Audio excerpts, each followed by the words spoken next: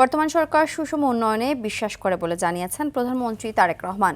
সরকারি ও বিরোধী দলের সংসদ সদস্যদের এলাকায় সমানভাবে উন্নয়নমূলক কাজ বাস্তবায়নের আশ্বাস দেন তিনি। অর্থনৈতিক স্থিতিশীলতা বজায় রেখে বাজেট প্রণয়ন, বিদেশি বিনিয়োগ আকর্ষণে বাণিজ্য নীতি সহজীকরণ, ব্যবসায়ীদের জন্য স্বল্প সুদের ঋণ পরিকল্পনার কথাও তুলে ধরেন সরকার প্রধান। বুধবার সংসদে বিভিন্ন প্রশ্নের উত্তরে এসব কথা বলেন প্রধানমন্ত্রী। বিস্তারিত শামীম চৌধুরীর রিপোর্টে। স্যান্ডেলিনা সো রূপচর্চায় আভিজাত্য। প্রধানমন্ত্রী ত্রয়োদশ জাতীয় সংসদের দ্বিতীয় অধিবেশনে অংশ নিয়ে প্রশ্নোত্তর পর্বে বিভিন্ন বিষয়ে সংসদ সদস্যদের প্রশ্নের জবাব দেন প্রধানমন্ত্রী তারেক রহমান। মাননীয় সংসদ সদস্য জনাব আবুল কালাম, আপনার এক প্রশ্নের উত্তরে প্রধানমন্ত্রী বলেন, অর্থনৈতিক শৃঙ্খলা ফিরিয়ে এনে ব্যবসা বান্ধব পরিবেশ গড়ে তোলাই সরকারের লক্ষ্য।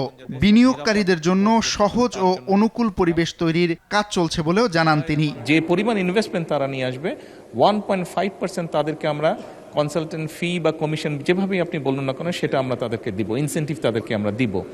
এইটার ফলে আমরা আশা করছি বিদেশে বসবাসকারী বাংলাদেশিরাও ইনভেস্ট করবেন দেশে, এর বাইরে যোগ্য যারা আছেন তারা নিশ্চয়ই অ্যাট্রাক্ট করতে সক্ষম হবেন বিদেশি ইনভেস্টরদেরকে। প্রধানমন্ত্রী বলেন, আইন শৃঙ্খলা পরিস্থিতি স্বাভাবিক রাখতে সংশ্লিষ্টদের কঠোর নির্দেশনা দেওয়া হয়েছে। একই সঙ্গে সরকারি দপ্তরগুলোতে শূন্য পদে দ্রুত নিয়োগ শুরু হবে। প্রশাসনিক কার্যক্রমে দক্ষতা, স্বচ্ছতা এবং জবাবদিহি নিশ্চিত করার চেষ্টা করা।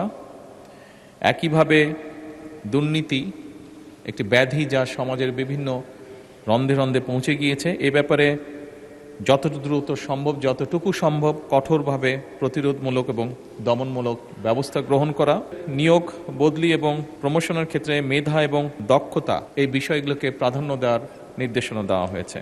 বর্ষা মৌসুমের কারণে আপাতত খাল খনন ও পুনঃখনন বন্ধ রাখা হয়েছে বলে জানান প্রধানমন্ত্রী। তবে সবুজায়ন কর্মসূচির আওতায় এবছর 3,14,00,000 বৃক্ষের চারা রোপণ করবে সরকার।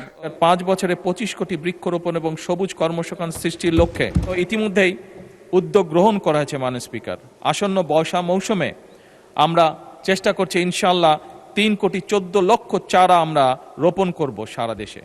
বৃক্ষরোপণ অনুষ্ঠান সম্পাদন করার জন্য স্থানীয় সরকার এবং এনজিওদের মধ্যে এরই মধ্যে মাননীয় স্পিকার সমন্বয় করা হয়েছে। প্রশ্নোত্তরে উন্নয়ন, বিনিয়োগ ও পরিবেশ সুরক্ষায় সরকারের নানা পরিকল্পনার কথাও তুলে ধরেন প্রধানমন্ত্রী। রাজনৈতিক বা সাংগঠনিক যে কাঠামো তার ভিত্তিতে আমরা তাদের। শামীম চৌধুরী, RTV, ঢাকা। সরকারের প্রথম